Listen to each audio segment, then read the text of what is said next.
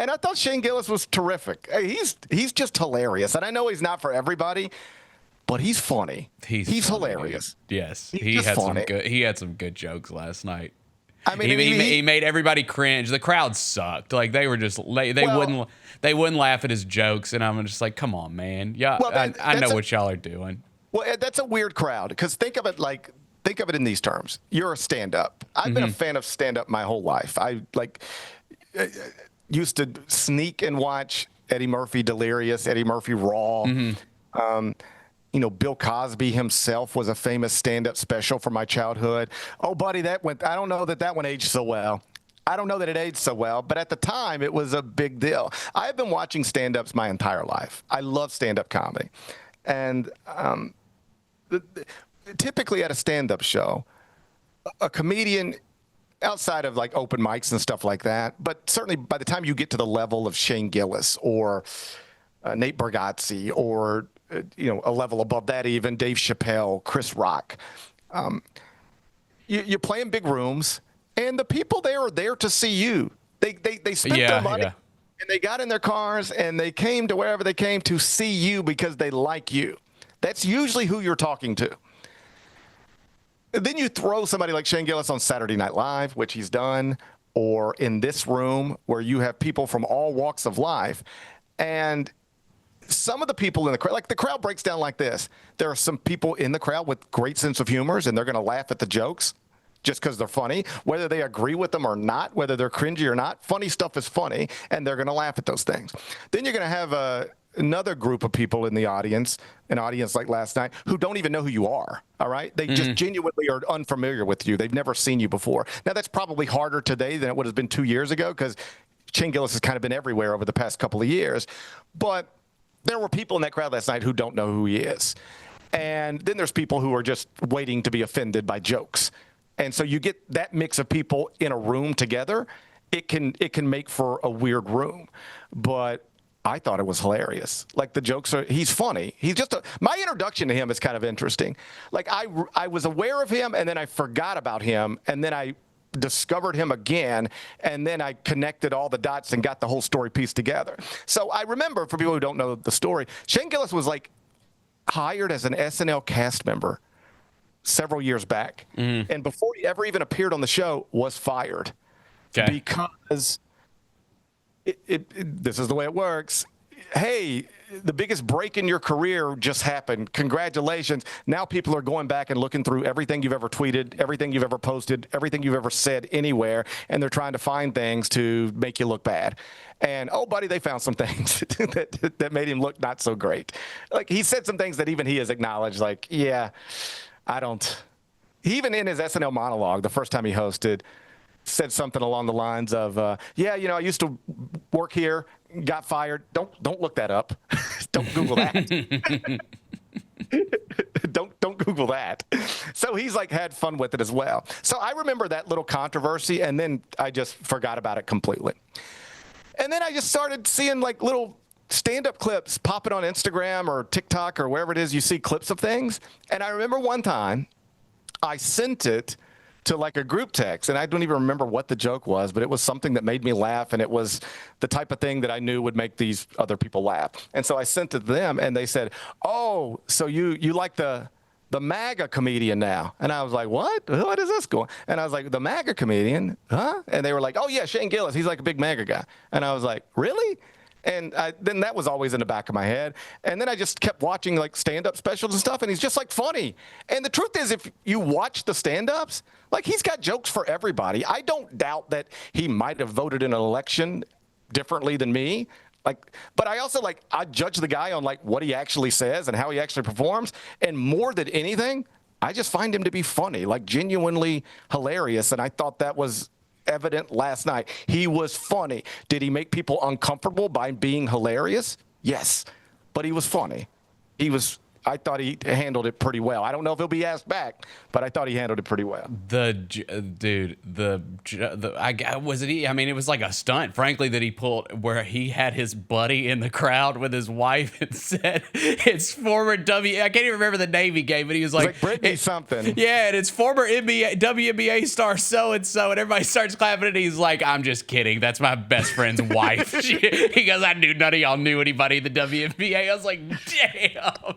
That's pretty good, dude. But like that made me laugh. Yes. I know it makes other people offended. Like, why are you making fun of the WNBA? That's comedy, bro. It's making fun of people. It's making you uncomfortable. That's the whole point.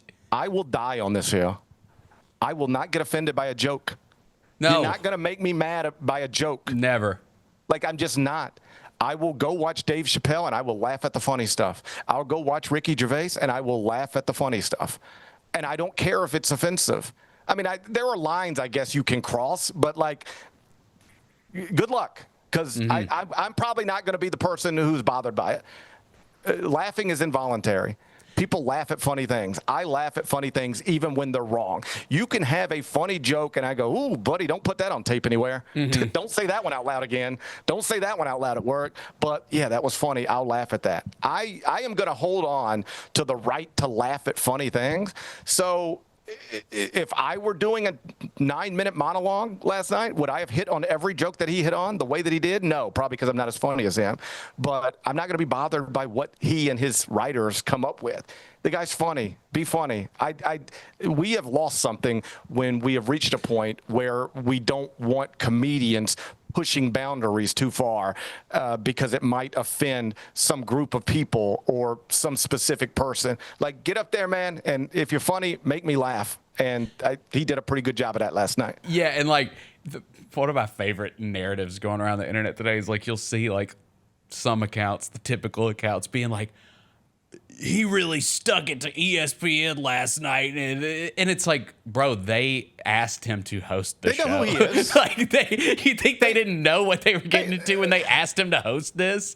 They know who he is, and like, again, he had jokes for everybody. He dragged Trump. He dragged the Epstein case. He dragged Shedeur Sanders. That was a pretty funny one too.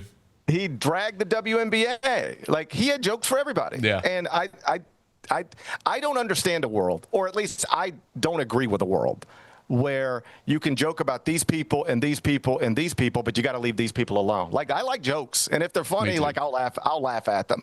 So, and yeah, ESPN, they knew who they hired. They knew who he was. And honestly, for a monologue like that, there ain't a word that comes out of his mouth that hasn't already been approved.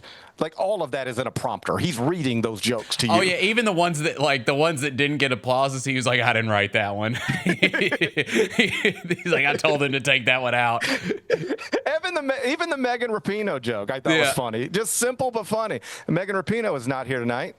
Nice. And then people are like, ooh. He's like, oh, what? We're going to pretend she's a good time? Like, that's funny. Oh, yeah. You can like Megan Rapinoe and agree with every cause she stands for, but that was still a funny joke. Yes. You know? That was still a funny joke. You can agree with Megan Rapinoe, but still understand, like, to some people, she doesn't seem like a great time, and that was a funny joke. So I just like funny jokes. And oh, by the way, if you don't like people like this being on your television as as front-facing personalities, I got bad news for you. Because did you hear what's coming to FS1 and Fox and everything else? They're bringing the whole Barstool crew. I saw that. Yeah, that I think that's actually going to be huge for them. I do. It will be huge for them. Yeah, and that's the other thing. Like, I knew when I woke up this morning I would be able to find so-and-so's offended by something Shane Gillis said. Like, it's everywhere. Sarah Spain has released a statement offended by jokes at an award show. Very on brand. Okay. Here's the thing. Like, at some point, this is the world we live in. This is where we're at as a country right now. Look who the president is. All right. I don't want to say everything starts from there and comes down, but like, look who the president is. That's who we elected. All right. Shane Gillis might offend you, like you specifically, somewhere in a chat, but broadly speaking, he's not offending Americans. They're just sort of laughing at the funny stuff he says and maybe not laughing at the not so funny stuff he says. But he's not offensive for much of America, even if in your little group chat, he's the worst thing in the world. Similarly, that is what's happening right now with the Barstool thing. Dave Portnoy could not be hired at a major network 2 years ago, 4 years ago, 6 years ago. They are going to put him all over the place now, despite all of the controversy that comes with him, despite all of the sometimes problematic stuff he has said and done. And you want to know why? Because it's a reflection of where we're at as a country right now. Yeah, you might get offended by some things Dave Portnoy has said and done, and will say and do. I promise you it's coming. But broadly speaking, America is pretty comfortable with these types of people right now. And, you know, these very brash and in-your-face people. We have a man who is described that way running the country right now. Shane Gillis will intentionally make you uncomfortable with comedy and comments. He's comfortable with that. And Portnoy, like, he'll take it to, you know, he'll shove everything right down your throat. Like, there's no secrets with him. He'll tell you what he thinks about anything, regardless of whether it's popular or not. And there seems to be a real appetite for that. I won't pretend I completely understand it, how Barstool has become what it's become and how Dave has become what he's become. But, like, there ain't no sense in denying what they've become and what he's become. Like, he's the biggest deal. They are massive deals. And they're also, like, they're good at what they do. You might not like what they do, but, like, Big Cat is good at what he does. And PFT is good at what he does. And a lot of those people there are just very good at what they do. And so it was always going to end up here, given the direction the country's going. And it has opened up a situation where it is quite reasonable and possibly incredibly profitable and great to bring those characters into your pregame show. And so Dave Portnoy is going to be on Fox, on that big pregame show that competes with College Game Day each Saturday this fall. And other Barstool employees are going to be in various FS1 shows. The official announcement's coming in the next couple of days, reportedly. So we'll get all the details. But, like, this is where the country is right now. If you turned on the television last night and was like, I can't believe ABC has this controversial comedian hosting this network television show, you just sort of lost track of where we are as a country right now. People might, how about this? I'll put it this way. This is how much the country has changed over the past decade or so. Once upon a time, the Barstool people had jobs at ESPN. It lasted one show, and they fired everybody and canceled everything and just said, we're not comfortable with these types of people representing us. I don't know that they said that exactly, but that was certainly what they meant. We thought this might be a good idea, but now that we're here and there's some pushback on it, we're not comfortable with this. All right? Once upon a time, Shane Gillis got fired from Saturday Night Live for something he once said. Do you realize that still is something he once said? The thing he got fired from Saturday Night Live for, that still exists. And yet now he hosts Saturday Night Live, and he hosts the ESPYs. 10 years ago, 5 years ago, the networks that would fire, quote, people like this are now jumping over each other to try to get people like this back on their networks because there's an audience for it. And so I don't know that it'll always be this way. I don't know that it's even a good thing or a bad thing. I'll let other people decide. But it is undeniably a thing.